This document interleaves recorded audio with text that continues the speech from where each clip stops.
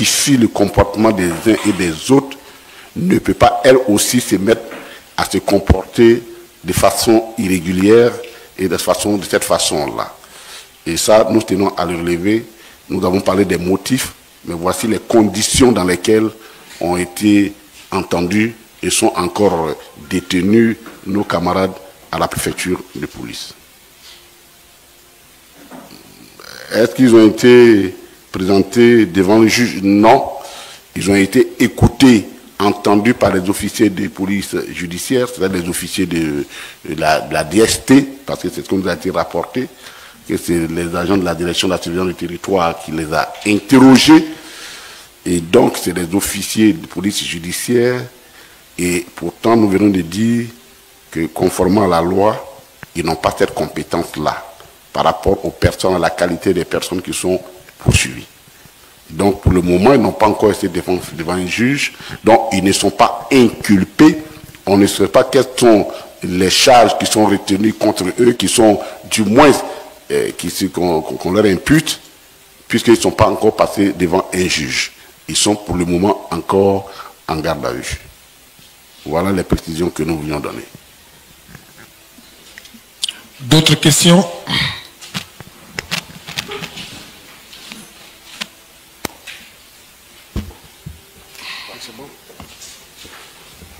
Tout est clair? C'est bon? Ok. Allez. Le président exécutif. Bien. Donc, chers amis, nous vous avions appelé pour vous donner cette information. Pour dire que depuis un certain temps,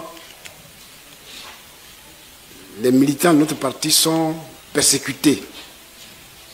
Avec des militants d'autres partis, bien entendu, mais nous sommes les plus persécutés dans ce pays. Et cela remonte depuis 2011, pour être plus gentil, sinon 2002, depuis qu'il y a eu la crise. Nous sommes dans cette persécution permanente. Les élections 2025 arrivent. Nous voulons que ces élections soient des élections paisibles, fraternelles, transparentes, inclusives et rigoureuses, sincères. C'est pour cela que le président Laurent Gbagbo et son parti se battent tous les jours. Nous donnons nos préoccupations qui font que si ces préoccupations ne sont pas prises en compte, on n'est pas sûr que ces élections vont être des élections crédibles. Nous-mêmes, nous ne sommes pas inscrits sur la liste électorale du président Gbagbo, je parle de lui. Il y a des conditions que vous savez, et nous continuons à nous battre pour cela. Hier, il arrive la candidature anticonstitutionnelle. Nous disons que pour le respect de notre nation, pour le respect de notre constitution et pour le respect des Ivoiriens, ça n'est pas possible. Et qu'il faut mettre de côté cette candidature anticonstitutionnelle. La violation a eu lieu en 2020. On ne peut pas avoir une réviolation. Il est bon qu'aujourd'hui, on s'asseye et qu'on revienne à de meilleurs sentiments pour que les choses se mettent en place tranquillement. Nous avons ajouté à cela toutes nos revendications concernant l'organisation d'élections justes, transparentes, équitables, inclusives, apaisées et crédibles. C'est dans cette vision que nous sommes. C'est pour cela que nous nous battons. Et c'est pour cela que nous continuerons à nous battre. Et quand nous sommes nés de la lutte continuera. Le message, il est lancé, mais c'est de redire à nos camarades qu'il faut être vigilant, qu'il ne faut pas se laisser intimider, qu'il ne faut pas se laisser distraire, qu'il faut être mobilisé. Parce que c'est de notre mobilisation dépendra des résultats que nous voulons avoir, pour la Côte d'Ivoire, bien entendu. Un dialogue politique permanent, un dialogue politique sincère, ce serait bien pour la Côte d'Ivoire. Nous appelons ce dialogue de tous nos voeux et nous pensons que le pouvoir peut l'accepter parce qu'il est de la responsabilité du chef de l'État de créer les conditions pour que la Côte d'Ivoire reste la Côte d'Ivoire, un pays de cohésion, un pays de paix, un pays de dialogue, un pays harmonieux, pour que nous soyons tous dans la perspective d'une nation prospère. Je vous remercie. Merci, Président exécutif. Mesdames et messieurs, amis de la presse, nous arrivons au thème de cette conférence de presse. Le PACI tient à vous remercier pour votre rigueur, l'attention portée à cette actualité politique majeure.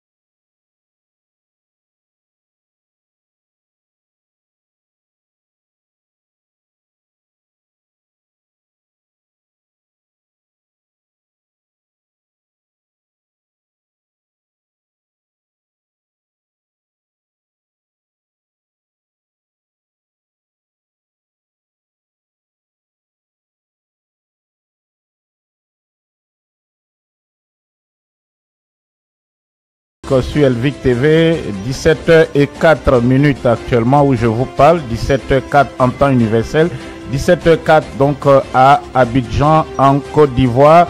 Donc nous couvrons une actualité qui se passe actuellement, donc on appelle ça, c'est une actualité breaking news. Voilà, breaking news dans le sens où, comme vous le savez donc, le régime d'Alassane Dramane Ouattara, le régime de Ouattara qui ne veut pas partir, prend peur et s'attaque violemment à l'opposition. Hier, il y a eu encore des arrestations. Donc, vous n'avez peut-être pas pu suivre l'ensemble de la conférence de presse du PPACI.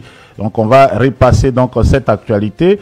Alors, que s'est-il passé? Deux cadres du PPACI avaient été convoqués au parquet après la convocation initiale de d'autres cadres du PPACI et du PDCI RDA. Voilà. Donc, Damana Picasso, Diao Fouet, Daï Nestor et puis Blaise Las avaient été convoqués à la préfecture de police pour, selon le régime, répondre des faits donc d'incitation à la violence de ce qui s'était passé, les troubles. Bon, il y a eu des badauds qui ont brûlé un bus et se sont attaqués à une voiture de police dans la nuit du vendredi au samedi, ça dit du 1er au 2 août 2025.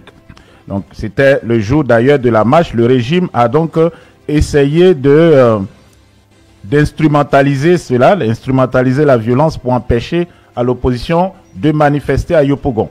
Finalement, ça n'a pas marché, mais ils veulent actuellement utiliser cela pour faire taire l'opposition. C'est donc une répression en bonne et due forme qui est en marche actuellement en Côte d'Ivoire. Et donc, je rappelle qu'une militante aussi du PDCI RDA, Miss Amani, est portée disparue. Sa famille n'a plus eu d'informations la concernant depuis plusieurs jours.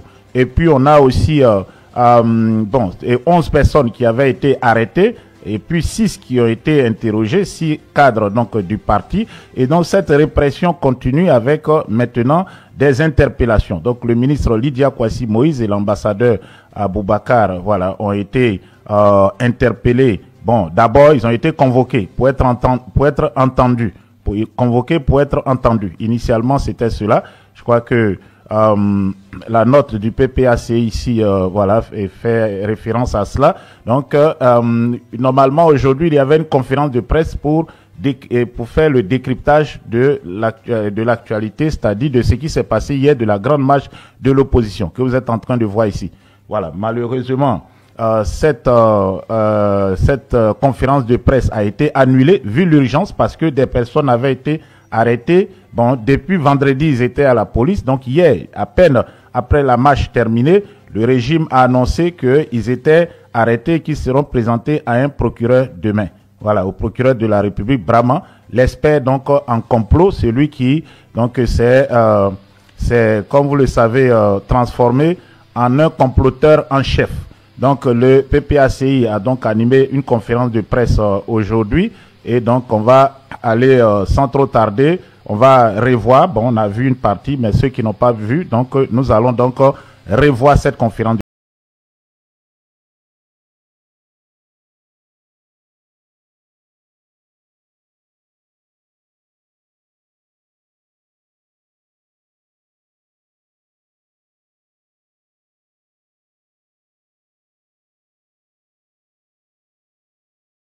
Animé par deux éminentes personnalités du parti, à savoir le président du Conseil stratégique et politique. Voilà, juste...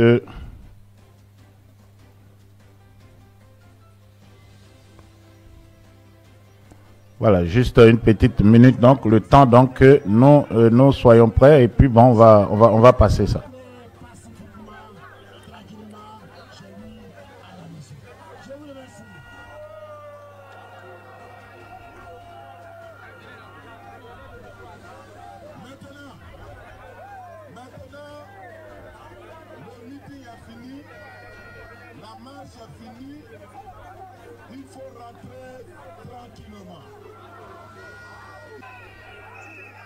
Par deux éminentes personnalités du parti, à savoir le président du Conseil stratégique et politique.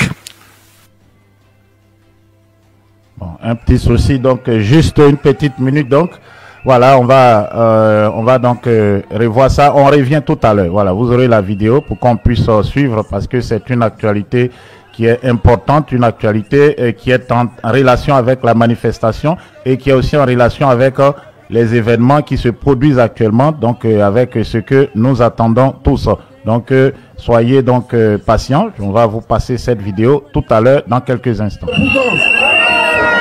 C'est un avertissement.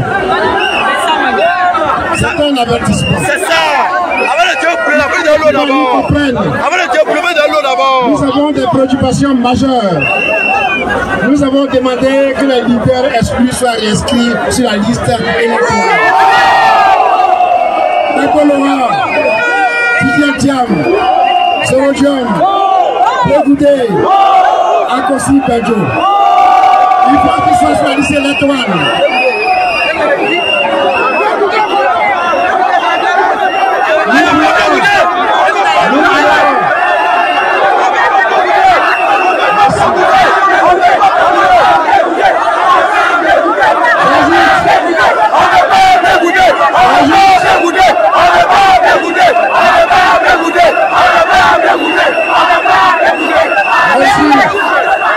Je le prends. Je dis que les principaux leaders qui soient inscrits sur la liste électorale. Nous ne voulons pas d'un quatrième mandat anticonstitutionnel. Nous ne voulons pas d'un quatrième mandat anticonstitutionnel. Nous voulons que la CI partisane soit réformée. Nous disons que la mauvaise liste électorale soit auditée. Nous demandons au pouvoir d'ouvrir un dialogue politique sincère. C'est à ce prix-là qu'on peut aller à des élections paisibles, inclusives, fraternelles. Vous êtes venus pour donner ce message. Vous allez quitter ici, nous allons partir. Il faut conduire, propager ce message. Tout ce que nous demandons, il faut que ça soit fait avant la fin du mois d'août. Parce que le mois de septembre sera pour faire une campagne électorale. Mais ce que je vais vous dire, chers amis, c'est qu'aujourd'hui nous subissons des répressions fortes. Nous subissons un harcèlement judiciaire, un harcèlement politique. Au moment où je vous parle, 6 de nos camarades sont en prison, on ne sait pas où ils sont.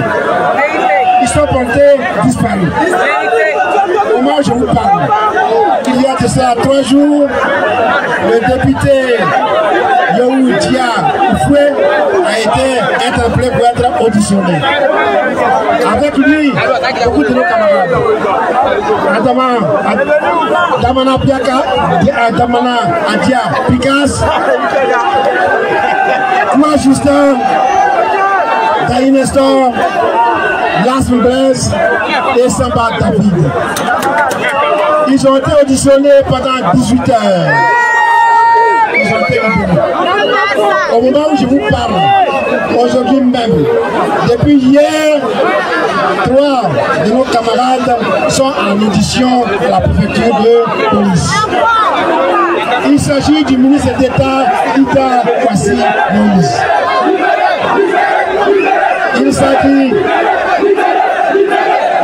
de l'ambassadeur Koné Boubacar. Ils sont auditionnés. Il y a aussi beaucoup de militants du PLCI qui sont incarcérés depuis plusieurs jours, qui sont aussi introuvables. Chers amis, nous devons lutter contre tout cela. Nous devons lutter contre un pouvoir, un État arbitraire, un État policier. C'est pour cela que vous appelez. J'espère qu'ils entendront votre message et qu'ils tiendront compte de votre mobilisation. Parce que nous voulons que notre pays soit un pays solidaire, fraternel, prospère. C'est pour cela que nous sommes là. Nous sommes donnés ce message. Et on compte sur vous pour continuer la bataille. On compte sur vous. Voilà. Donc nous sommes prêts, on suit donc une actualité, c'est la conférence de presse tout à l'heure donc du PPACI, ce n'est pas en direct actuellement, c'est fini à peine quelques minutes, mais c'est pour que vous puissiez revoir pour les personnes donc qui n'ont pas pu suivre au moment où nous le passions ici, donc on va mettre ça compte, et puis tout à l'heure à 20 h on a encore un autre direct, et puis vous aurez aussi des vidéos sur la manifestation d'hier, donc l'intimidation de l'opposition, où des manœuvres d'intimidation de l'opposition sont en cours actuellement par le RDR, le régime donc d'Alassane Dramane Ouattara. Donc sans trop tarder, donc nous allons du côté de Yopougon pour voir. Et voilà, on va voir donc cette conférence de presse au siège du PPACI. Et chers confrères, votre présence aujourd'hui encore témoigne de l'intérêt porté à la vie politique de notre pays et au respect des libertés fondamentale. Cette conférence de presse est animée par 2 éminentes personnalités du parti, à savoir le président du Conseil stratégique et politique, le ministre Justin Katina Koné, et le président exécutif du parti, le professeur Sébastien Danon Djedje. La conférence de ce jour porte principalement sur les procédures judiciaires visant certains hauts cadres du parti et en particulier nos 2 vice-présidents, le ministre Moïse Ida Kwasi et le camarade Koné Boubacar, l'excellence, l'ambassadeur Koné Boubacar. Il s'agit pour notre parti de faire toute la lumière sur ces affaires, d'alerter l'opinion nationale et internationale sur les atteintes répétées aux libertés publiques en Côte d'Ivoire et d'affirmer notre attachement à la justice, à la démocratie, à l'état des droits. Sans plus tarder, je vais donner la parole à nos conférenciers en laissant la parole pour le pôle liminaire au président exécutif, le professeur Sébastien Danon Djedje. Professeur. Merci. J'espère cette fois-ci que la voix de nos sont bien réglées. Parce qu'on me reproche souvent de ne pas trop m'attendre sur les réseaux sociaux. Donc je demande à nos journalistes directs de s'atteler à cela. Merci beaucoup. Ceci dit, encore une fois, merci d'être venu à cette conférence de presse spéciale. Ça fait 2 dimanches de suite qu'on vous appelle, des jours de fête, des jours de Dieu, où chacun d'entre nous est en train de prier Dieu et on vous réveille de votre repos pour venir nous écouter. Le fait d'être présent déjà, ça veut dire que vous avez beaucoup d'égards pour nous. Je vous remercie. Je vous remercie pour votre présence. Je voudrais remercier le ministre Kone Katina, président du CSP, avec qui nous allons co-diriger cette conférence. Je voudrais remercier les membres de la haute direction du parti, professeur Dedi Thierry, préfet Ndabian, ministre Diaby Douayoua, ministre Oulaye Hubert Arthur, ministre Assoua Adou, les camarades du secrétaire général Namisata Fofana, Keke Joël, Kouté Patrice, Kame Kame, et tous les contrôles, Ousmane Sissavané, et son alter ego qui nous permet toujours d'avoir de bonnes conditions de travail. Je vais parler du jeune Kra qui nous met toujours les trucs à disposition. Vous les journalistes, certainement merci d'être venus. Je l'ai dit tantôt que chacun d'entre vous aurait souhaité être à la plage ou bien venir de la plage, mais vous avez tenu à être là. Je vous remercie très sincèrement. Parce que c'est vous qui allez véhiculer notre message par la suite.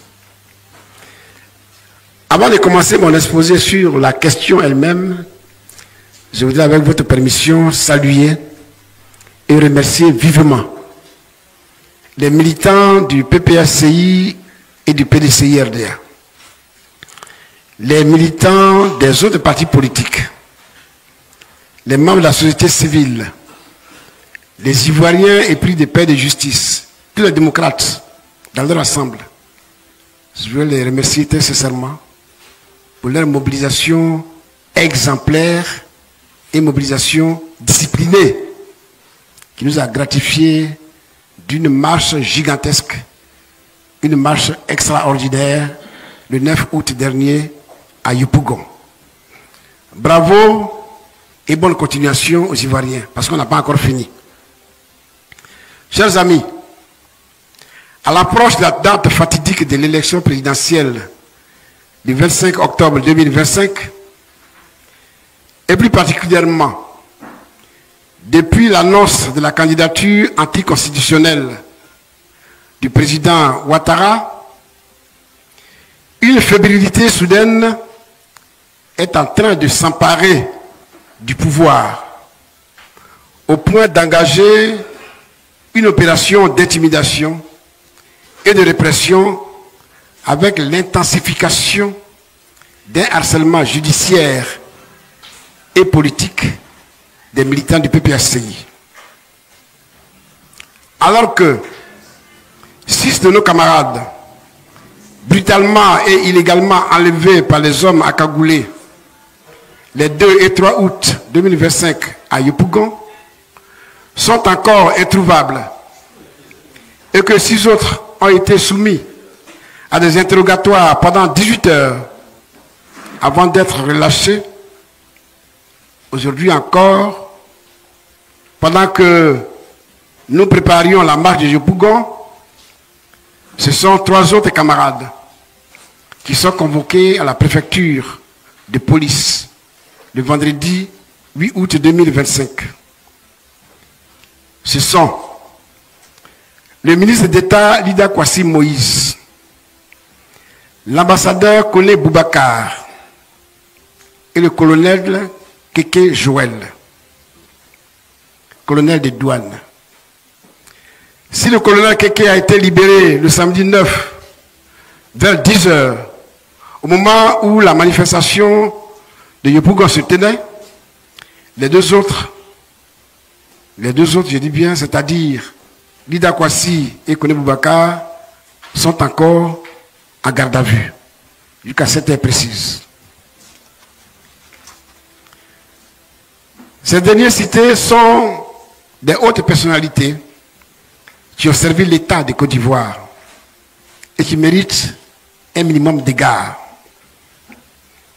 Ce sont 2 membres des instances de notre parti, le ministre Lida Kwasi Moïse et l'ambassadeur Kone Boubacar, comme je l'ai dit tantôt, sont placés en garde à vue dans des conditions dont la légalité et la conformité aux garanties constitutionnelles suscitent une profonde inquiétude.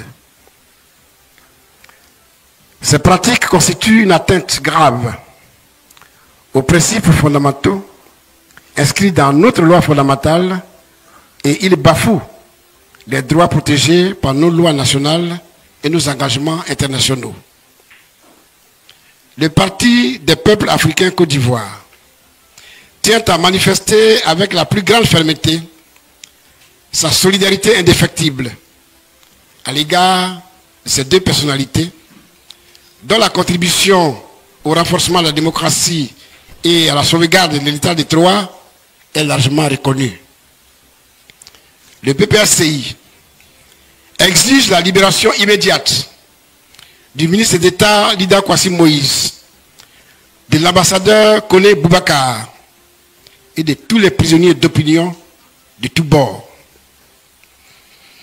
Ici, je voulais vous préciser que nous avons dans les geôles de l'État de Côte d'Ivoire près de 100 prisonniers détenus depuis très longtemps, qui sont des prisonniers politiques.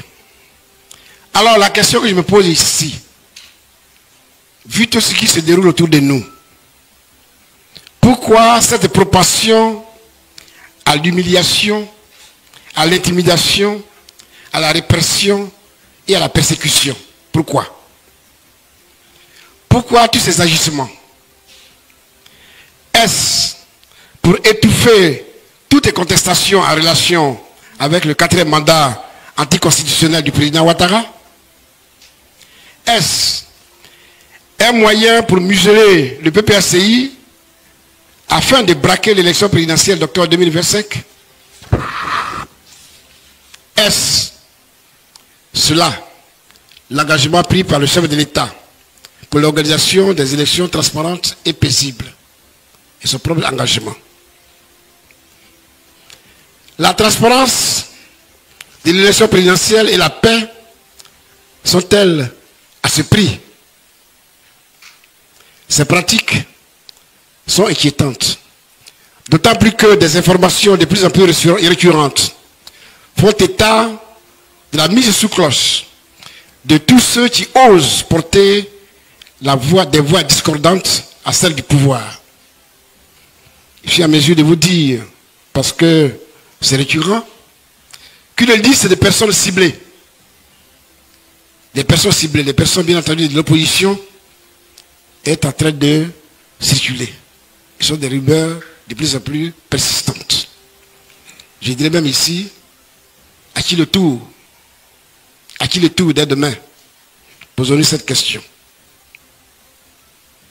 Chers amis, en lieu et place de la persécution, de l'intimidation, de la répression, le PPACI, à travers son président Laurent Gbagbo, a demandé un dialogue politique au pouvoir depuis le mois de février 2024. 2 courriers ont été adressés au Premier ministre à cet effet, et ce que nous avons récolté, c'est un refus, j'allais dire, méprisant. Un refus méprisant. C'est pourquoi nous disons que pour qu'il y ait véritablement des élections paisibles, transparentes, la seule manière, c'est d'engager dès maintenant un dialogue sincère avec tous les partis qui sont engagés dans la compétition, mais aussi avec la société civile. Chers amis, je vous ai dit tantôt que nous sommes dans une situation délétère, où l'environnement est trouble, où nous sommes persécutés. La seule manière de résulter, c'est de dire à nos camarades de rester vigilants, de ne pas se laisser intimider, d'être focalisés sur l'objectif final que nous sommes donnés. Il s'agit de l'inscription de M. Laurent Gbagbo sur la liste électorale. Il s'agit de sa candidature à bonne et due forme. Donc il s'agit d'élections inclusives. À cela, nous ajoutons toutes nos préoccupations qui concernent l'organisation d'élections justes, transparentes.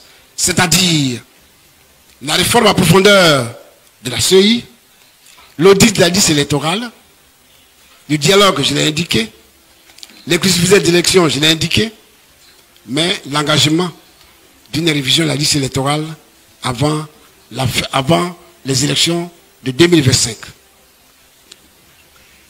Notre proposition, notre position sur le 4e mandat, si c'est cela qui doit nous valoir des réprimandes, des répressions, des persécutions, cette position est non négociable.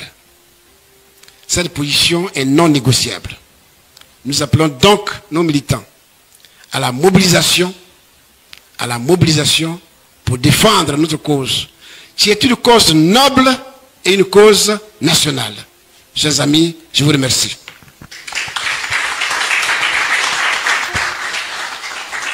Merci au président exécutif pour cette introduction, le propos liminaire. Nous allons passer à la série des questions-réponses. Nous vous demandons, amis de la presse, vous présentez votre organe avant de poser votre question. Ceci dit, de limiter vos questions à une seule intervention pour que tout le monde puisse participer et puis surtout que les questions posées restent dans le cadre de cette conférence. Je vous remercie. Merci. Ça marche? Oui. Bonjour, Pierre Donadieu de l'agence France Presse, AFP. Est-ce qu'on a des détails sur les motifs des arrestations du ministre Lida Kouassi et de l'ambassadeur? Merci beaucoup.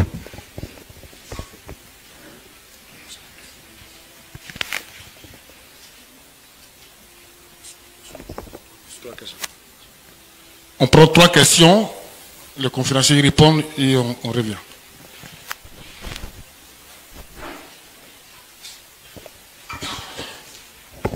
Bonjour, c'est du coup. Est-ce que tous ceux qui ont été le ministre d'État et l'ambassadeur Koné Amouaka vont-ils passer devant la justice? Est-ce qu'ils ont été passés devant la justice? Et c'est pour quand? Merci bien.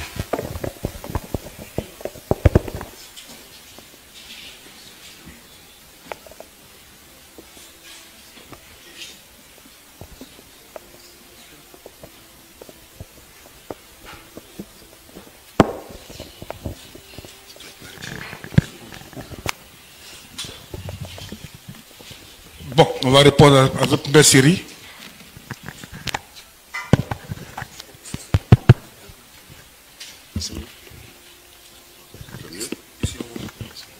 Ok, merci beaucoup. Merci beaucoup. Les motifs de leur arrestation,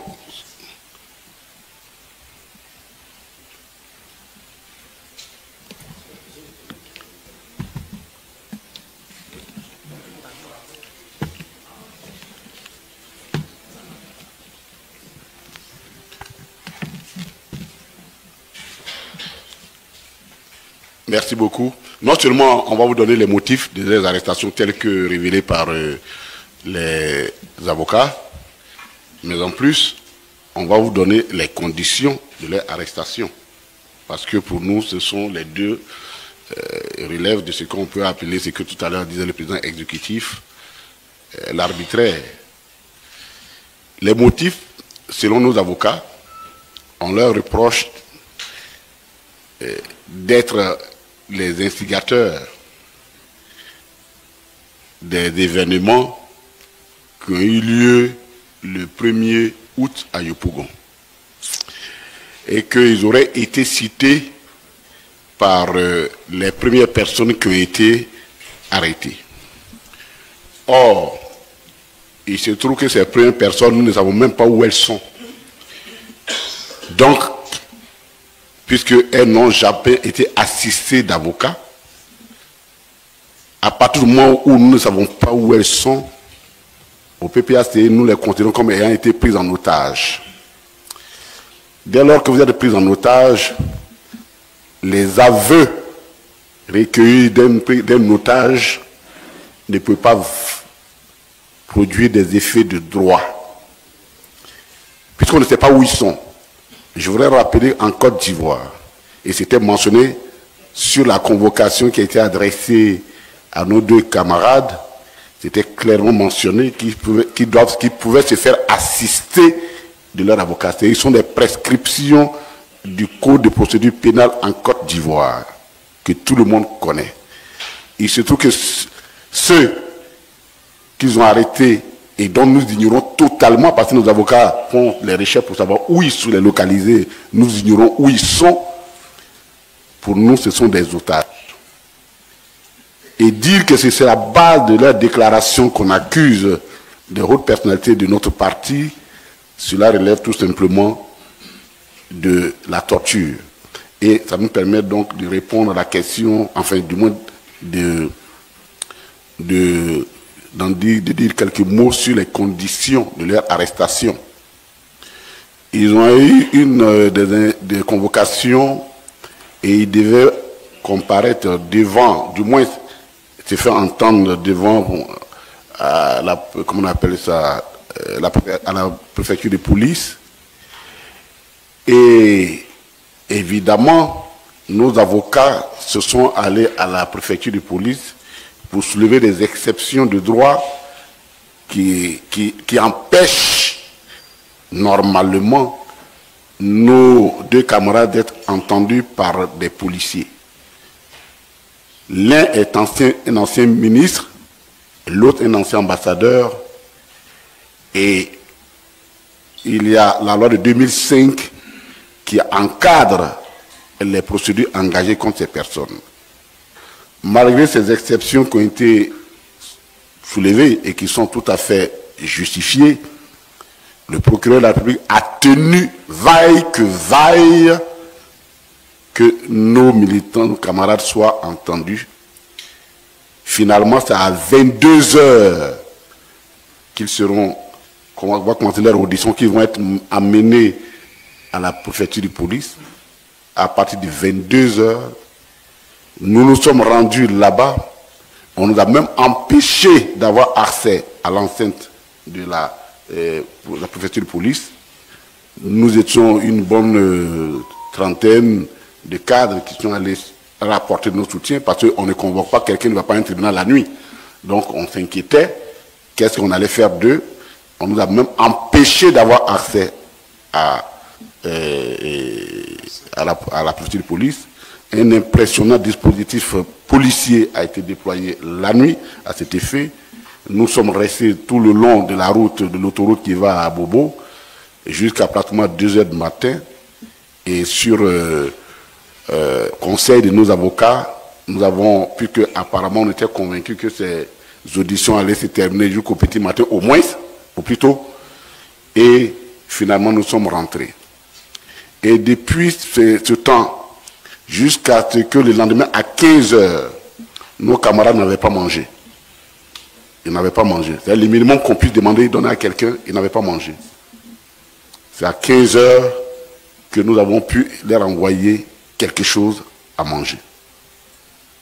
15 h hier à 15 h. Et donc, de 22 h jusqu'à 15 h, ils étaient encore dans ces conditions. Et les auditions sont finies vers 17 h. Et ils étaient en train de signer les PV et on espérait que nos camarades devaient être libérés. Nous sommes déportés là-bas pour essayer de les accompagner. Et malheureusement, chemin faisant, on nous a informé qu'ils ne seraient pas libérés et que leur garde à vue se prolongeait.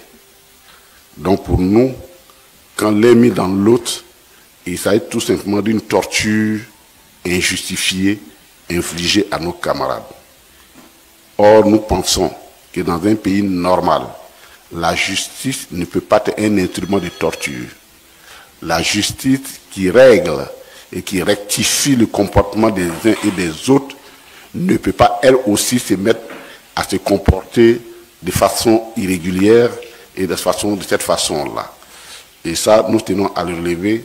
Nous avons parlé des motifs. mais voici les conditions dans lesquelles ont été entendus et sont encore détenus nos camarades à la préfecture de police. Est-ce qu'ils ont été présentés devant le juge? Non. Ils ont été écoutés, entendus par les officiers de police judiciaire, c'est-à-dire les officiers de la DST, parce que c'est ce qu'on nous a été rapporté, que c'est les agents de la direction de la surveillance du territoire qui les a interrogés. Et donc, c'est les officiers de police judiciaire. Et pourtant, nous venons de dire que, conformément à la loi, ils n'ont pas cette compétence-là par rapport aux personnes, à la qualité des personnes qui sont poursuivies. Donc, pour le moment, ils n'ont pas encore été devant un juge. Donc, ils ne sont pas inculpés.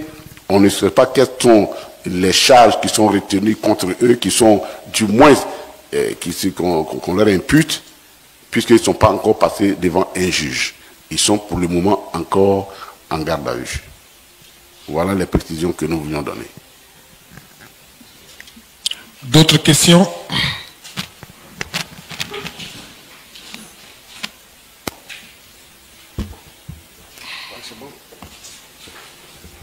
Tout est clair? C'est bon? Ok. Allez. Monsieur le président exécutif. Bien.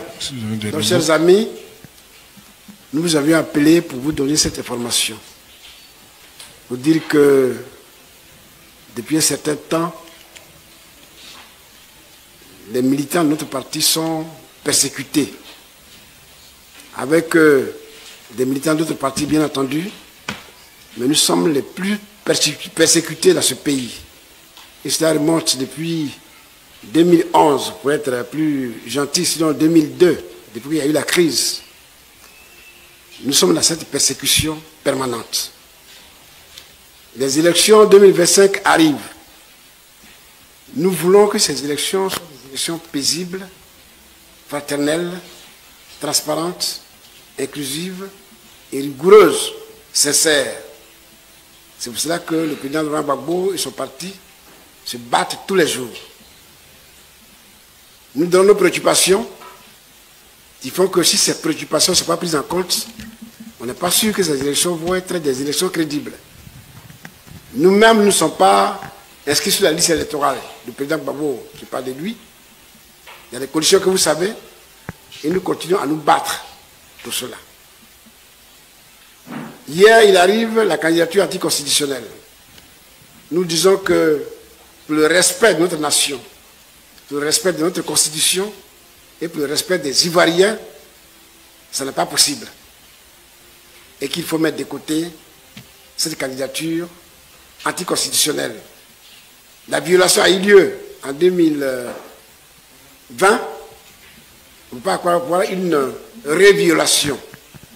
Il est bon qu'aujourd'hui, on s'asseye et qu'on revienne à de meilleurs sentiments pour que les choses se mettent en place tranquillement. Nous avons ajouté à cela toutes nos revendications concernant l'organisation d'élections justes, transparentes, équitables, inclusives, apaisées et crédibles. C'est dans cette vision que nous sommes. C'est pour cela que nous nous battons. Et c'est pour cela que nous continuerons à nous battre. Et quand nous sommes nés de la lutte continuera. Le message, il est lancé, mais c'est de redire à nos camarades qu'il faut être vigilant, qu'il ne faut pas se laisser intimider, qu'il ne faut pas se laisser distraire, qu'il faut être mobilisé. Parce que c'est de notre mobilisation dépendra des résultats que nous voulons avoir, pour la Côte d'Ivoire, bien entendu. Un dialogue politique permanent, un dialogue politique sincère, ce serait bien pour la Côte d'Ivoire. Nous appelons ce dialogue de tous nos voeux et nous pensons que le pouvoir peut l'accepter parce qu'il est de la responsabilité du chef de l'État de créer les conditions pour que la Côte d'Ivoire reste la Côte d'Ivoire, un pays de cohésion, un pays de paix, un pays de dialogue, un pays harmonieux, pour que nous soyons tous dans la perspective d'une nation prospère. Je vous remercie. Merci au président exécutif.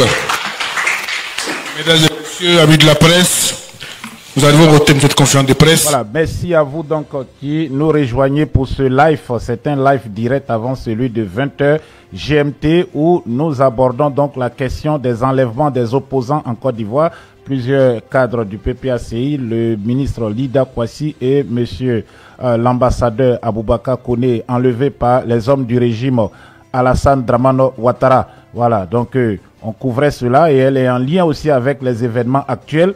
La situation, donc, après la grande manifestation de l'opposition, il faut comprendre que le régime avait tenté donc d'interdire cette manifestation par des troubles qu'ils avaient eux-mêmes orchestrés dans la commune de Yopougon. Et c'est sur la base de ces troubles donc qu'ils se mettent donc à enlever des personnes, les opposants, de nuit comme de jour.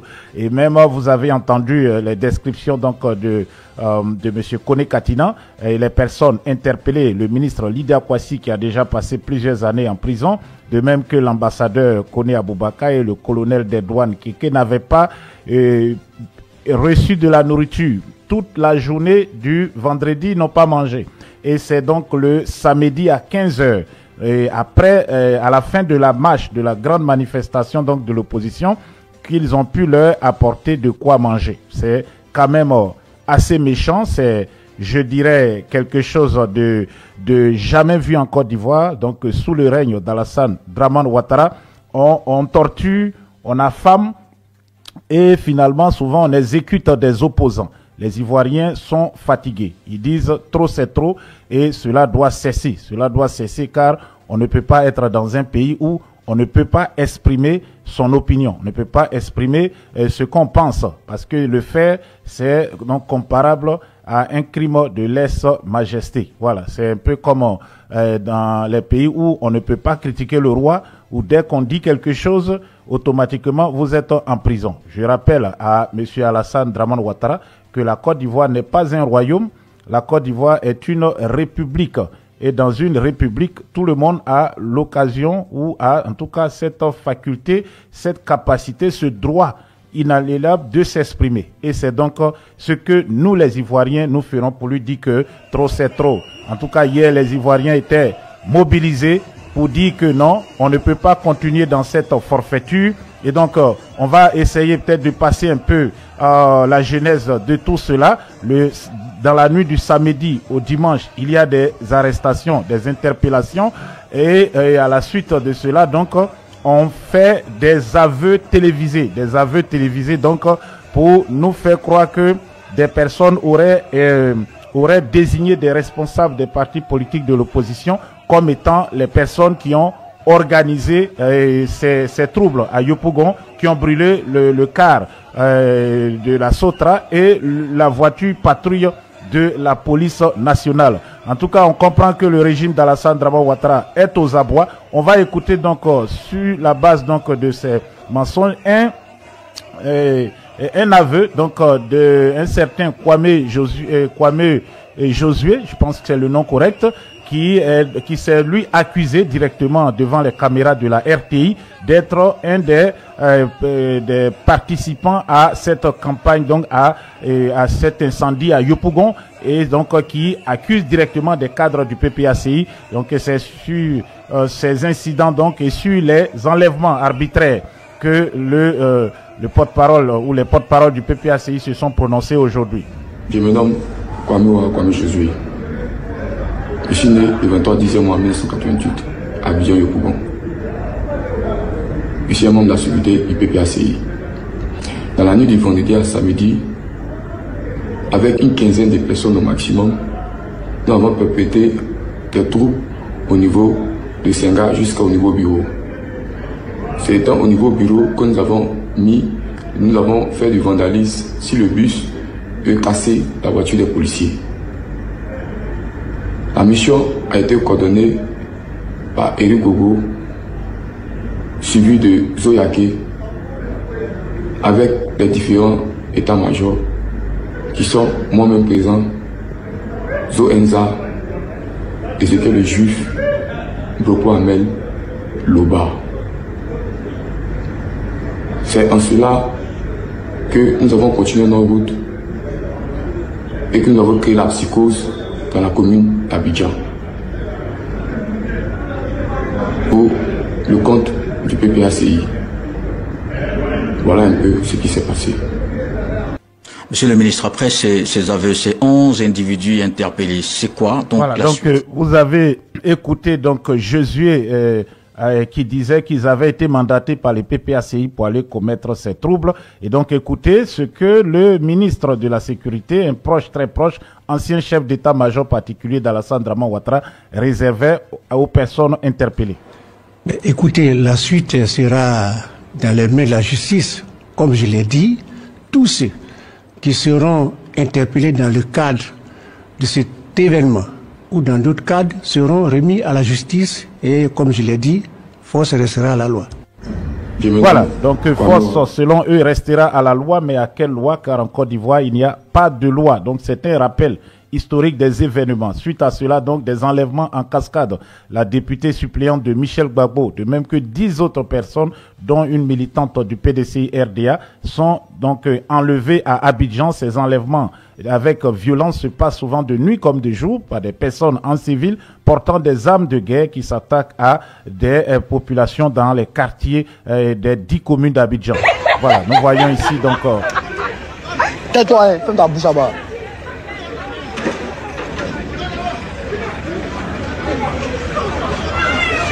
Ils ont téléguidé. Voilà, donc nous voyons là un enlèvement d'un citoyen. À la suite donc de cela, voici un peu comment opère le régime d'Alassane Draman Ouattara. Et vous voyez donc des actes de violence sur des personnes. Ces actes de violence ont déjà causé des morts. On a un ressortissant du Burkina Faso, Alino Faso, qui a été assassiné par ces hommes d'Alassane Draman Ouattara à Abidjan qui ont voulu faire passer cela sur le compte donc d'un suicide d'un détenu politique. Donc regardez, sur la base donc d'accusations qu'on peut qualifier de farfelues, obtenues donc sous des aveux obtenus sous la torture de personnes injustement arrêtées servent d'éléments pour aller s'en prendre à d'autres Ivoiriens. Donc voici un peu la violence en Côte d'Ivoire et donc à la suite donc de ces interpellations, plusieurs personnes arrêtées sont pour le moment portées disparues. Donc les responsables politiques, eux, ont commencé à défiler à la préfecture de police d'Abidjan que vous voyez là. Donc initialement, ça a été le groupe donc des mobilisateurs du Front commun, à savoir monsieur le député et aussi vice-président du PPACI, vice-président du PDCI RDA, monsieur Diao Fouet, de même que monsieur Damanan Picasse et d'autres personnes qui avaient été convoquées et interrogées pendant plus de 20 heures. Voilà, c'est donc à leur sortie de la préfecture de police d'Abidjan. Monsieur Diao Fouet avait pris la parole ici, c'est la genèse des faits. Donc demain, ça sera une journée très chaude car le ministre Lydia Kwasi et aussi l'ambassadeur Kone Aboubakar qui sont donc aujourd'hui détenus à la préfecture de police, accusés d'être les instigateurs des violences survenues à Yopougon. Et donc, c'est une accusation directe au Parti des peuples africains. C'est donc la réponse du berger à la bergère. Le RDA accuse donc le PPACI d'être à l'origine des troubles, préparer ainsi l'opinion publique à peut-être une campagne de violence, à plus d'intimidation contre les opposants politiques, à commencer par le PPACI. Donc les jours à venir seront très importants. Et puis aussi, je peux dire que la répression va s'accroître, mais aussi la détermination des Ivoiriens à faire face à cette forfaiture va s'accroître. Déjà, le 16 août prochain, le président Laurent Gbagbo, donc dans 6 jours, sera à Yopougon le samedi prochain pour entretenir les Ivoiriens, entretenir donc ses partisans, mais aussi l'ensemble des Ivoiriens, car dans le Front commun, tout le monde parle de la même voix, donc les militants du PDCI aussi y seront, pour dire trop c'est trop, et que non à la forfaiture et qu'il n'est pas possible pour M. Alassane Draman Ouattara de faire un 4e mandat. Donc nous serons là à 20h. Ne ratez pas notre prochain direct, donc un direct comme on le fait d'habitude, avec prise de parole donc au travers de notre standard. On ne manquez pas, on va parler de la manifestation d'hier et aussi on va parler de cette campagne d'intimidation du RDA. Le président Thiam a adressé un message aux militants et militantes du PDCI RDA et à l'ensemble des Ivoiriens qu'il a quantifié en 500 000 personnes qui ont participé à cette mobilisation de Yopougon. Voilà, donc on se retrouve tout à l'heure à 20 h pour plus de détails sur les dernières actualités.